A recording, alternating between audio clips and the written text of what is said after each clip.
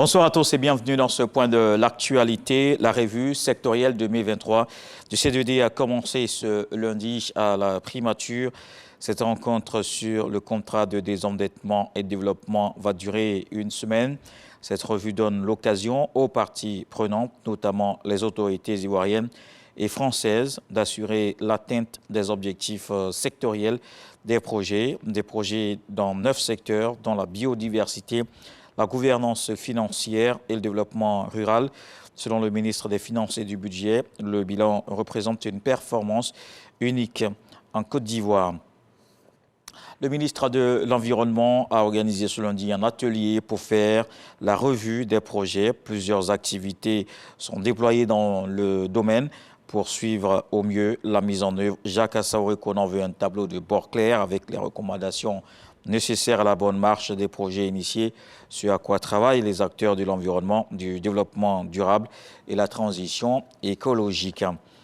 La Côte d'Ivoire abrite la 4e édition du Cyber Africa Forum. Les acteurs du numérique en terre ivoirienne pour trouver des réponses aux défis liés au développement du secteur, des panels de discussion entre experts pour aborder toutes les questions avec au cœur des débats, l'essor de l'intelligence artificielle. Ils veulent adapter cette nouvelle technologie aux réalités africaines. Pour ce faire, ils vont mettre en place un cadre de collaboration régionale et internationale pour renforcer les capacités des professionnels du numérique. En culture, et vous le savez, c'est le Massa qui fait l'actualité. L'événement a ouvert ses portes samedi dernier. Des actions sont menées un peu partout dans la ville. C'est le cas à l'INSAC où s'est tenu un colloque pour renforcer les capacités des étudiants en art et action culturelle. Ismaël Evra Deo, Hugues Hervé Ngatakwame. C'est une innovation du Massa 2024, les échanges entre étudiants de l'INSAC et spécialistes du monde de la culture. Les étudiants de l'Institut supérieur des arts et de l'action culturelle ont entretenu sur la dynamique des créations scéniques contemporaines en Afrique. Le colloque international, en marge de la 13e édition du Massa, le marché des arts et du spectacle africain d'Abidjan. Le caractère international de ce colloque provient de la diversité des communications. Donc, c'est 58 communications qui seront présentées en 2 jours et réparties en 5 axes.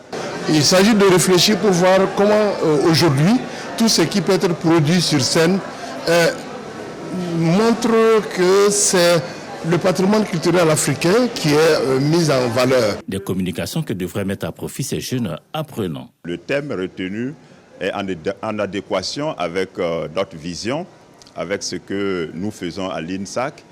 Et c'est donc une opportunité pour nos étudiants de s'approprier de la place des créations scéniques en se frottant aux maîtres, aux experts en la matière. L'innovation du Massa 2024 vise à outiller les étudiants de l'Institut dans plusieurs domaines culturels. Nous bénéficions vraiment d'une connaissance très enrichissante dans le domaine de l'art, de la culture, de la musique et beaucoup d'autres choses. Nous devons valoriser la culture africaine, nous réimprégner de nos cultures et retourner aux sources afin de faire vivre la culture africaine à nouveau. Rendez-vous culturel africain, le Massa se tient jusqu'au 20 avril 2024. Plusieurs programmes meublent l'activité, notamment des spectacles, des concerts et des animations dans les communes de la ville d'Abidjan. Dans le reste de l'actualité, une conférence humanitaire sur le Soudan s'est ouverte ce lundi à Paris. Une volonté affichée, celle de récolter plus d'1 milliard d'euros de dons.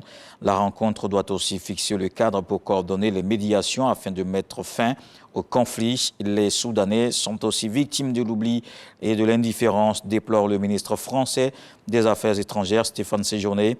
Les ministres européens, des États voisins et des représentants des États impliqués dans les médiations sont présents, sauf les belligérants.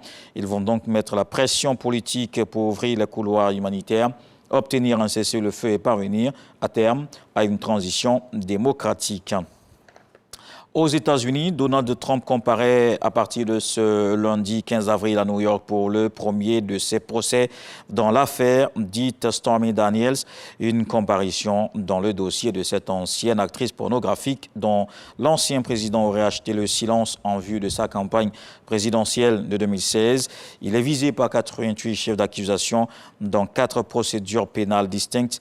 L'ancien chef de l'État en cours 1 an maximum d'emprisonnement s'il est reconnu coupable de falsification et jusqu'à 4 ans s'il est avéré à violation des lois de financement des campagnes électorales. Pour le candidat républicain, il s'agit d'un procès politique pour empêcher son retour à la Maison-Blanche. Et on se retrouve à 20h pour la grande édition. À suivre maintenant les infos régionales.